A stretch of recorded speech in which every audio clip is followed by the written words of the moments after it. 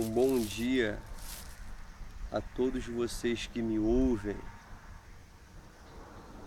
neste singelo amanhecer de beleza indescritível.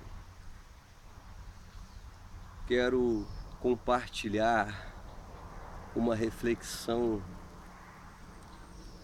sobre nostalgia. Tema este explorado pelo romantismo literário, foi tema de canções, poemas, peças teatrais, mas poucas pessoas compreendem o significado mais elevado de nostalgia. A nostalgia difere da saudade. A saudade possui um objeto, ela remete a uma experiência, a um momento, a um episódio, a uma circunstância vivenciada. Já a nostalgia, ela não é transparente, ela é translúcida. Ela possui uma natureza nebulosa, opaca e incompreensível. Embora a palavra nostalgia tenha sido cunhada tardiamente, ela é de origem grega, ela vem de nostos, que significa reencontro, retorno, regresso. De modo que nostalgia é esta inquietação por algo imensurável que se perdeu. É esta perplexidade ante ao desconhecido, cujas palavras não podem retratar com propriedade. É este incômodo sutil ante ao inexplicável, é este fremito anímico de natureza indiscernível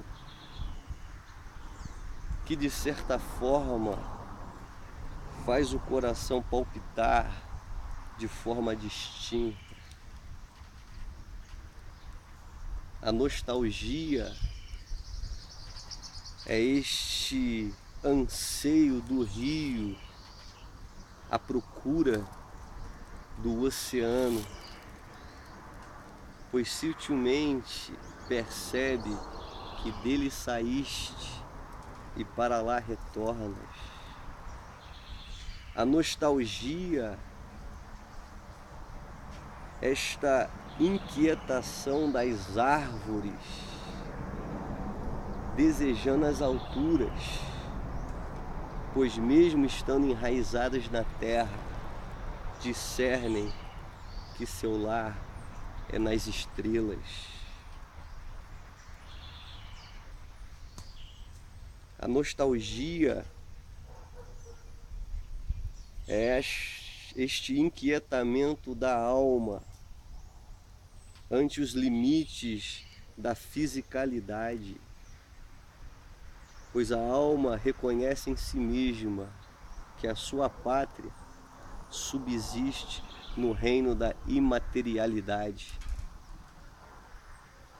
Nostalgia é esta prodigalidade do ego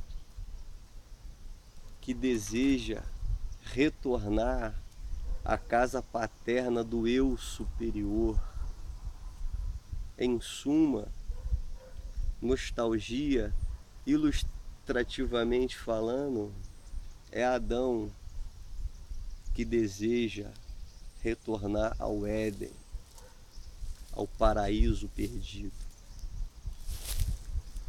Um livro que elucida e desvela de forma extraordinária esta temática é o livro de Mirda, de Mikhail Neime. No capítulo 31, o livro fala sobre a grande nostalgia. E é interessante que Mirda fala que a grande nostalgia assemelha-se à neblina. A neblina oculta-nos a realidade visível, fazendo dela mesma a única realidade. De modo que a nostalgia, ela abafa todos os sentimentos do coração e faz dela mesma o sentimento predominante. Mirda também fala que a grande nostalgia assemelha-se à febre. A febre que debilita o corpo e o faz queimar na perspectiva de combater o mal que lhe aflige. Semelhantemente, é a nostalgia que nasce do atrito do coração, debilita este, enquanto queima todas as superficialidades. Segundo o livro, a nostalgia também se assemelha ao ladrão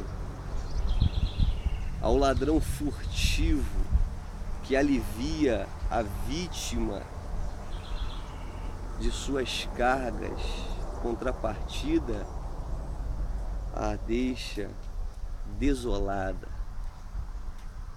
Essa nostalgia, ela alivia todas as cargas do coração, contrapartida o deixa inquieto, o deixa completamente em estado de perplexidade.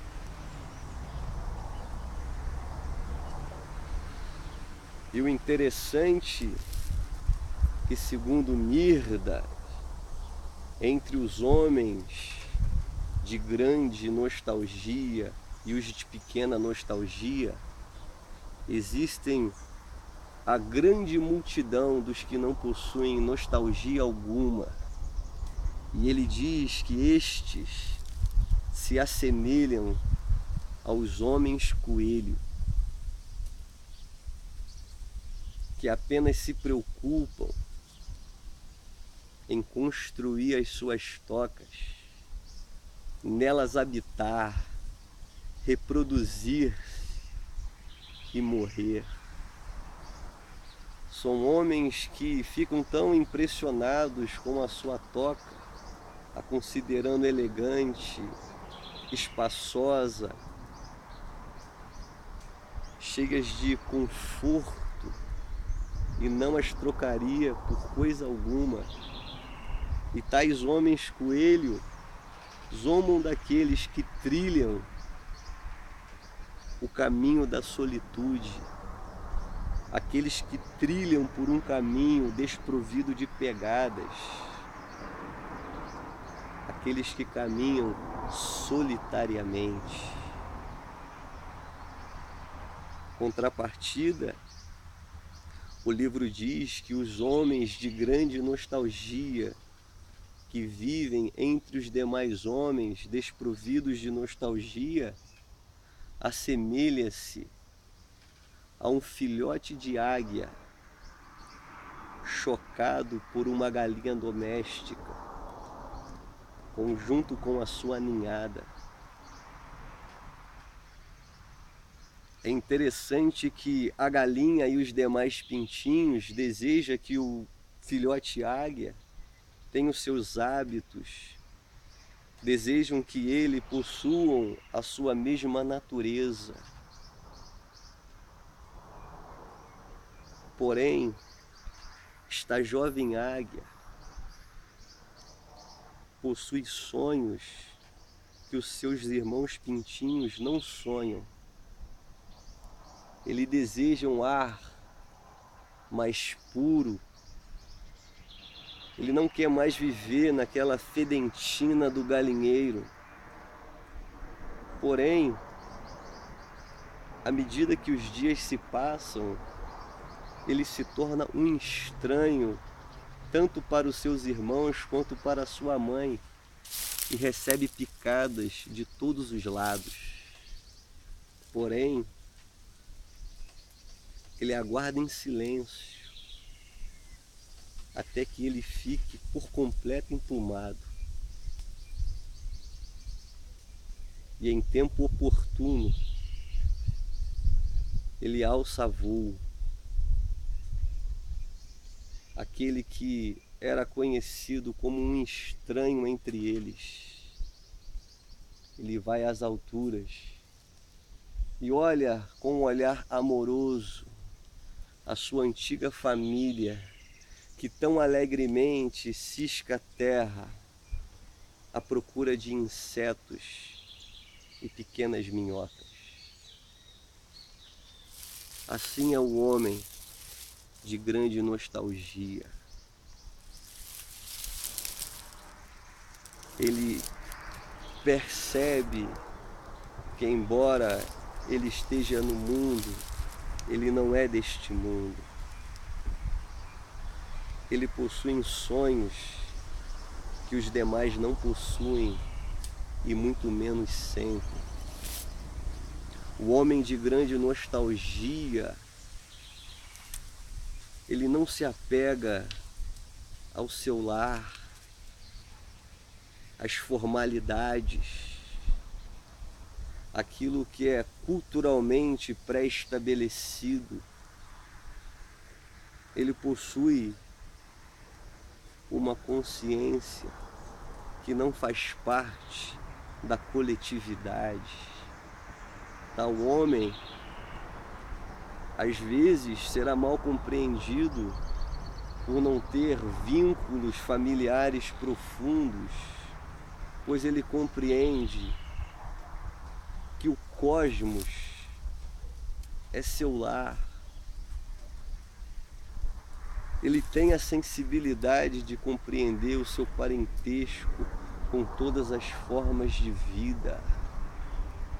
Tal homem caminha de modo completamente diferente da massa que está a trilhar o caminho das convencionalidades. O homem de grande nostalgia, em meio ao mundo apressado, extremamente ocupado, ele caminha tranquilamente, ele caminha placidamente. Tal homem não tem um apetite voraz, sua vida não gira em torno de seu estômago. Ele não precisa de álcool ou entorpecentes para experienciar o êxtase da vida. O homem de grande nostalgia comunga com o solitário do livro Somos Solitários, do meu amigo Victor Mateus. Livro este que ainda não foi publicado, mas que eu tive a oportunidade de apreciá-lo e carrega esse mesmo espírito.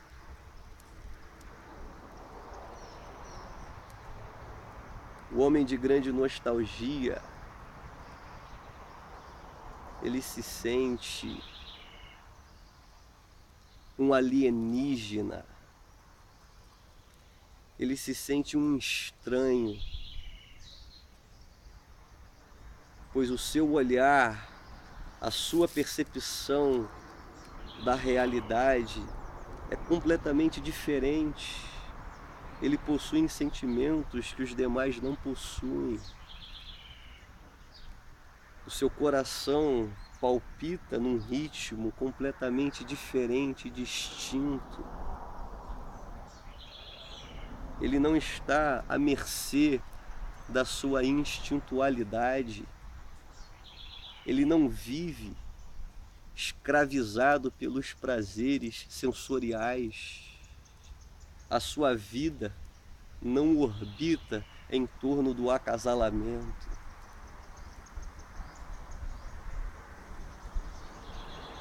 Tal homem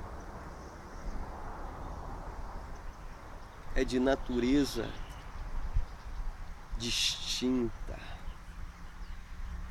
Ele foi engravidado por algo incompreensível. E o interessante é que o livro de Mirdá, ele vai falar que os homens de pequena nostalgia assemelham-se àqueles que, tendo construído um lar e nele habitado, rapidamente sente que o mesmo se tornou pequeno e abafado, e ele vai e destrói aquele lar e reconstrói um outro, porém com os mesmos materiais, e chama o mesmo arquiteto os sentidos para construí-lo e arquitetá-lo. E depois que o mesmo fica pronto, aquela mesma angústia, aquela mesma inquietação o aflige, como se ele se livrasse de uma miragem, de uma ilusão, e caísse em outra maior.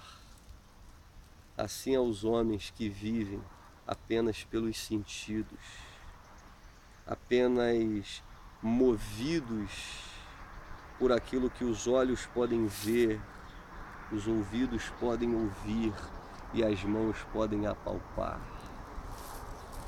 Esses são os homens de pequena nostalgia. São incompletos, vivem inquietamente, subjaz em seu coração a incompletude e este desejo insaciável por experiências que lhe traga satisfação. E neste enredo ele fica completamente aprisionado. Já o homem de grande nostalgia é aquele que possui a fé que nasce na imaginação divina, e tal fé o permite caminhar altaneiramente e acessar picos inalcançáveis pela razão. Eu acredito que muitos de vocês que me ouvem possuem este sentimento que brota da alma, que até então era inominável. Eu quero te dizer que este sentimento de algo que se perdeu, este sentimento que lhe remete a um reencontro consigo mesmo e com a sua realidade mais profunda, mais sutil, realidade esta ilimitada,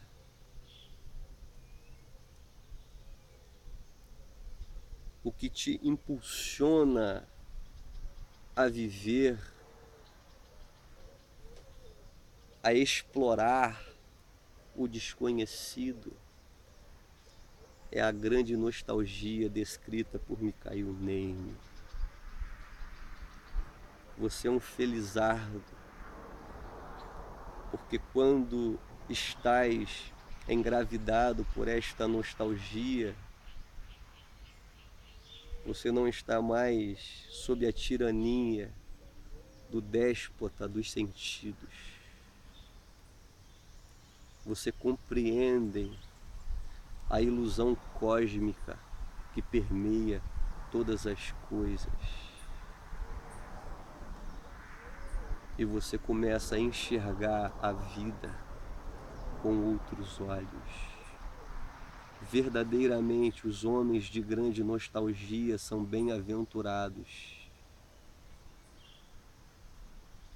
São homens felizes, embora o seu coração pulse de forma inquietante por este mistério que lhe é presente. Espero que esta reflexão possa ter aclarado a sua consciência e, de certa forma, pacificado o seu coração.